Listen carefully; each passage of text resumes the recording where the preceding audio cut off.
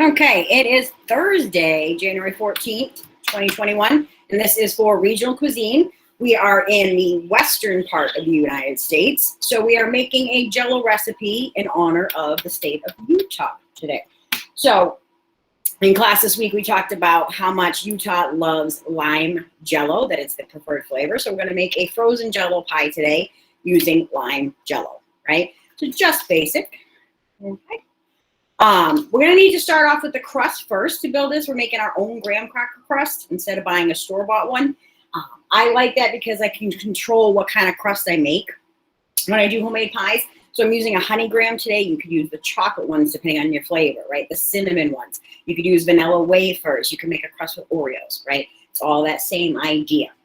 So it's also cheaper. The prepared, already made crust costs a lot more than buying a box of the graham crackers. We're going to need one package of graham crackers, right? This is going to be a little bit more than what we need. So for one box, you'll be able to get 3 pie crusts out of that. And we're going to be using a foil pie pan. You can use a glass one, you can use a metal one, whatever you have in the house. But this is about a 9-inch pan, okay, just for reference. So we're going to take the graham crackers today and we're going to put them into the food processor, right? So I've got that set up right over here. Let me move a couple of things. And this thing's a little bit on the noisy side. Those who have seen me use this in the past, it does make a good amount of noise, but it's quick. Okay, so that's why I like it, because it's going to get it ground up nice and fine, texture-wise.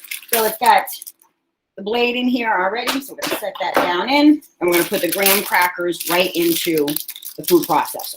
So I break these up a little bit as I put them in, just to kind of get it started. Like I said, it's going to be noisy. Now, if you don't have a food processor at home, you can still make your own homemade crust, okay? But what you're going to need is a Ziploc bag. Put all your graham crackers inside. Close it up so it doesn't make a big mess everywhere. And then grab a rolling pin or a heavy cast iron pan and smash it, okay? So you want to put it on a sturdy surface and crush it all up until you get a nice crumb, okay? So like I said, it's going to be a little bit noisy. We're just going to pulse this. Every food processor has a little pulse action, and that kind of lifts it up and stirs it around as it's going.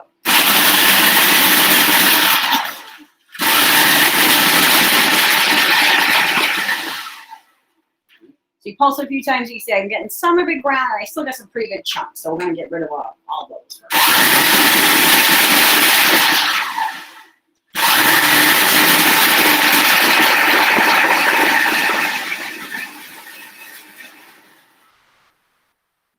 So almost there. It's still a little bit too chunky, and I'll show you what it looks like when it's all ground up.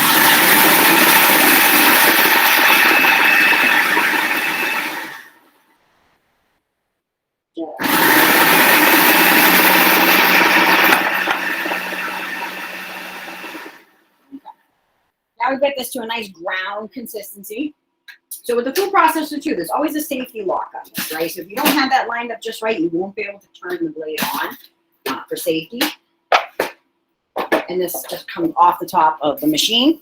Now, when you go to pour this out, always take your blade out first, right? You don't want to just pour and have the blade fall out because you could get cut, okay? So we're just going to pour this out. We've got our ground graham crackers. Set this back on the machine for now, right? So we're going to need 1 1/4 cups of graham crackers total, okay? We're also going to be adding in some granulated sugar and some melted butter, okay? So I want to measure out 1 full cup of the graham cracker crumbs.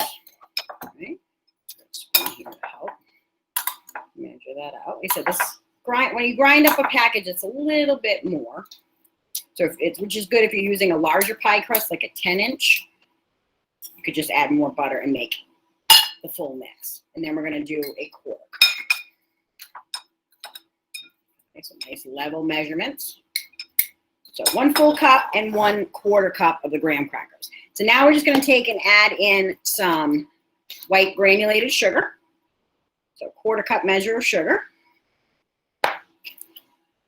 to our graham crackers, just to sweeten it up a little bit. And you want to mix that thoroughly first before you add in your melted butter.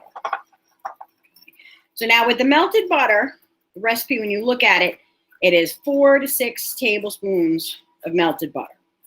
Right? So depending on the brand of graham crackers and the type of cookie you use, you might need a little bit extra butter to get it to come together. So when you put this together, we want it to be the texture of like wet sand at the beach. Okay. So I've got my butter already melted here. I've been keeping it warm behind me on the oven. The oven I already have on and preheated to 350 degrees Fahrenheit because this crust is going to need to get baked just a little bit to set it up. Okay. So I'm going to take most of my butter, a little more than half of the melted butter. And this is just an unsalted butter.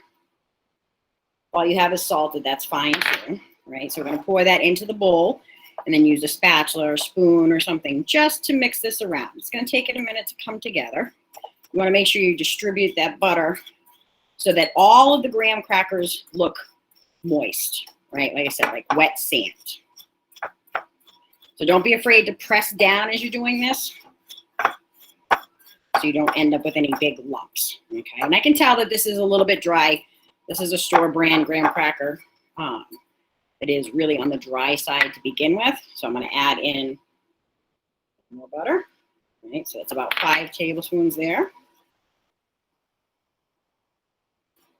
We'll see if it needs the extra one. So the melted butter is going to moisten everything up, and it's going to help us to be able to mold this into the pie pan, right? Like I said, you could do this with Oreos. You could do it with vanilla wafers. Any really dry, crunchy cookie, okay? I'm going to add in that last little bit of butter just to get a little more moisture. Set that to the side. Okay, so you can see the texture of it now. Like I said, so like wet sand. So just make sure it's all thoroughly mixed. You don't have any dry spots. And we are going to be using that foil pan, so a 9-inch foil pie pan. You can use a glass one. You could use a metal one. Whatever you happen to have. But you're going to need to mold the graham crackers into the pie tin. Okay, so we're going to be taking and pouring the whole thing in, and then we're going to smooth it into the bottom and up the sides. You don't have to worry about this very top edge here because it tends to make crumbs that fall off into your oven. So you can go right up to this very top edge on the inside circle. Okay. So we're going to add the crumbs right into the pie pan. Like I said, it looks like wet sand. Doesn't look like it's going to make a crust. That's okay. It will. All right, so scrape that off. Leave any good stuff behind. And you want to start to spread this out. Okay. Now, when you're going up the side of the pan, it's good to put your hand to the edge to cup it just in case anything starts to try to spill over. So you can bring your hand in a little bit. And you're using the back of a large tablespoon. You could use a spatula. A little rubber spatula will work as well. You could use a measuring cup to do this. And you want to really press this into place, okay? Because you're trying to get that to mold to the shape of the pie tin, right? So press this really good. Like I said, up the sides. Don't worry too much on that top edge. Anything loose later, you'll be able to brush away. And you want to press really good into the bottom of the pie tin as well, okay? With that graham crust mixture. Right. Like I said, you can use a small measuring cup, you know, something metal, things like that to press. You can use the bottom of a glass, whatever you have on hand. I like the back of a spoon because I can contour it to the sides of the pie crust. So give it a really good press one more time all the way around. And this is going to go into a 350-degree oven. This is going to take about 7 to 8 minutes to cook total. Don't worry, I've got one already done to show you. You want to get this till it's a nice, slight golden brown color all the way around. And you need to let it cool completely before you can put the pie filling into it. Okay. So we're going to put this right into the center of our 350-degree oven. And we're going to let that go, like I said, 7 to 8 minutes total. But I've got one here that was done earlier that's completely cool to the touch. So that takes a good 15 minutes to a half hour. Before you can put the pie filling in, right? And there's your graham crust. So I said you can make this, you know, any kind of cookie flavor you like. Okay, so we're going to take that, set that to the side for a minute. And we're going to make our frozen Jell-o filling. Okay, now this pie does need to set up in the freezer when it's done and stay in the freezer. You can just slice it, take a piece out for dessert. It will hold its shape really well. Okay, but it's only a couple basic ingredients. So we're going to take a larger mixing bowl here with a whisk. And we've got our lime green Jell-o, right? So this is just a 3-ounce package of Jell-o. I'm going to put that into the bottom of the bowl first. Okay. Now, the nice thing about this frozen pie is you can make this any flavor you want. Whatever flavor Jell-o you can find, you can make that into a frozen Jell-o pie. So watermelon, cherry, strawberry, lemon, orange. Okay. Now, I've already got this kettle is just boiling with water. So I'm going to measure out a 1/4 cup of boiling hot water. So whenever you're working with gelatin, something to keep in mind is that you need to dissolve the gelatin thoroughly, okay? Otherwise, you get too many little granules that don't melt. So always use your hot water first. Most recipes will tell you that. And then you put your cold in after to cool it down to start to get the Jell-o to set up, okay? So we're going to pour this right in. So this is just 1/4 of a cup of boiling hot water. And stir really quickly to get that melted. Okay. And you will start to see it might clump up a little bit on the sides. That's fine. But you're just looking to get the actual sugar part of the Jell-o dissolved.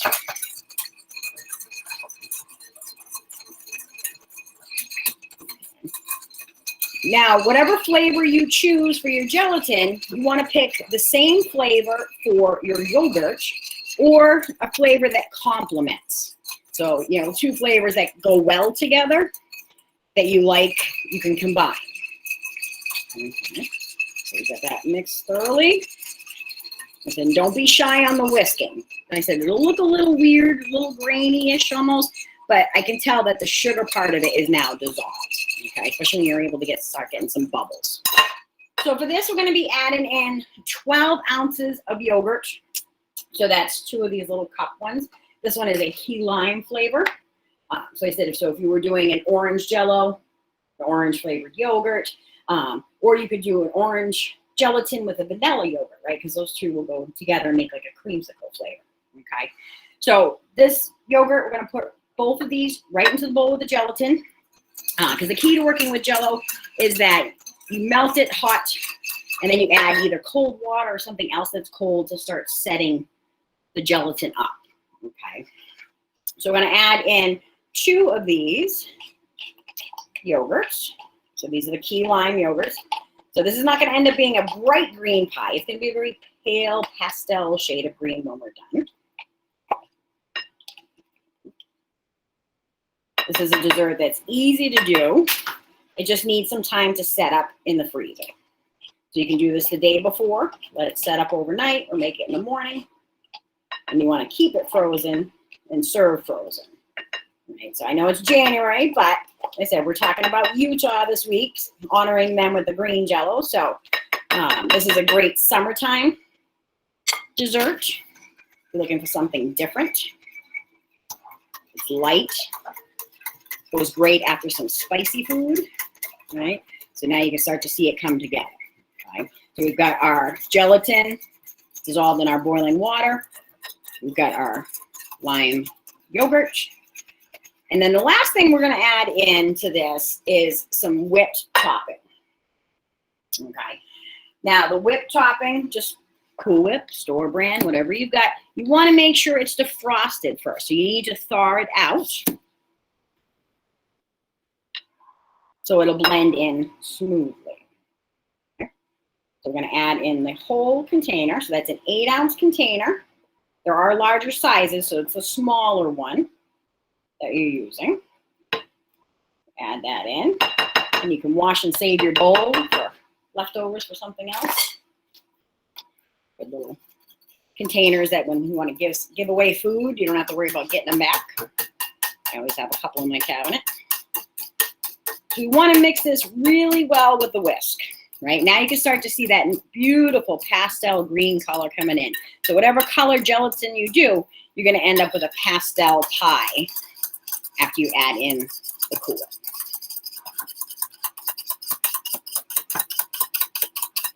Right.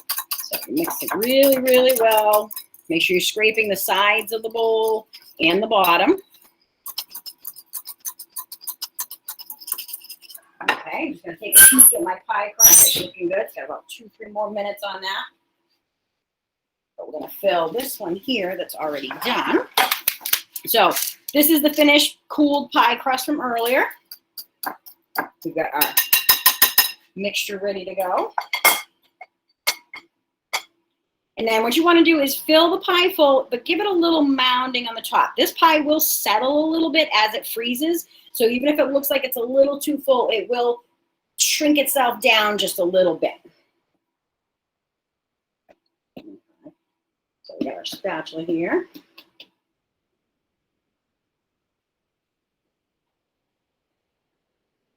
Spread it out.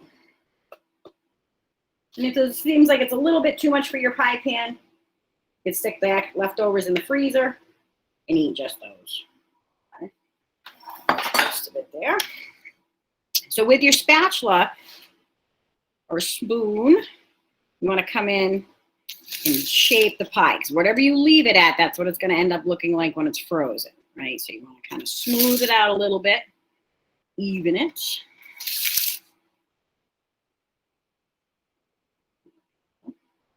Make some little swirly designs and things like that if you choose to. All right. And that is our lime pie, right? So now this needs to go into the freezer for a minimum of 4 hours, okay, in order to be able to cut it.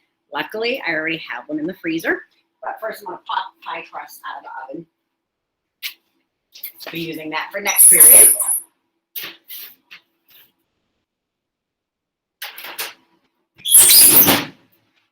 Perfect. So now that needs to cool completely, like I said. So you can do that ahead of time. You could do it the day before. That's fine. So I'm going to go put this pie in the freezer and grab the one that's already done.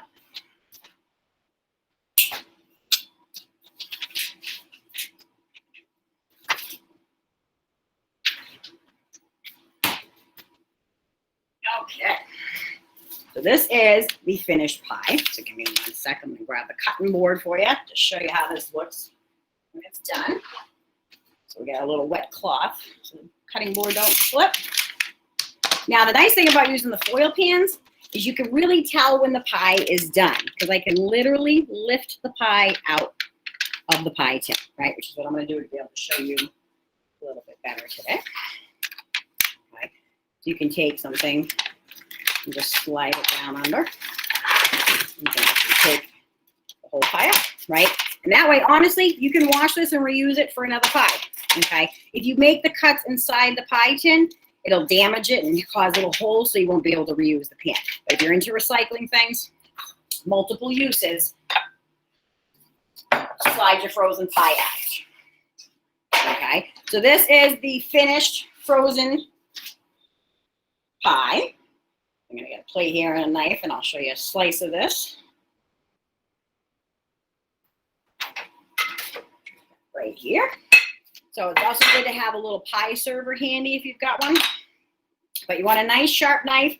If you find difficulty with cutting it, you can warm the knife up slightly under some hot running water and then use that to cut. Okay. But even though this is frozen, it'll still cut beautifully. All right.